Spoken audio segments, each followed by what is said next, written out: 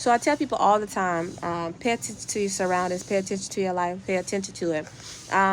What happened was I had a YouTube channel called Glow with Tori, and it grew tremendously, like in a matter of 2 or 3 months. It was well known. You could search it on Google and find me. I would be the first one that popped up.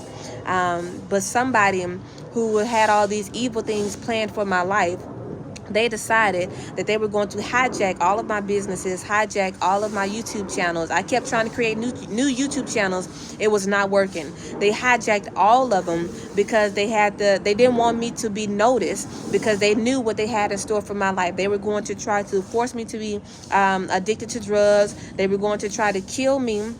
They kept trying to find ways to kill me, and to hide me. And then they didn't want me to be noticed because they didn't want it to be unraveled what actually took place in me while I was in the military, and what they had done to me even though I was out of the military. So they kept trying to keep everything under wraps, and the way they could do that, and the way for them to do that, they took everything from me and tried to hide me, tried to force me into isolation. They hijacked my phones.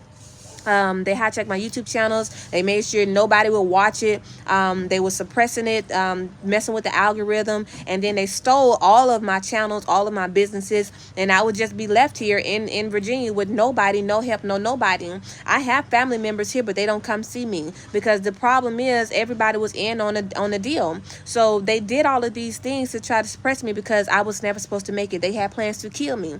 And when I became so noticed around town, because I kept making myself noticed, they decided that they were going to try to force me into a spirit of addiction. So they kept putting stuff in my food. They kept trying to disable me, and kept trying to do all these kinds of things to cover up everything that they had done to me, and everything they continue to do to me even though I'm out of the military. So I want people to know that you need to pay attention to your surroundings.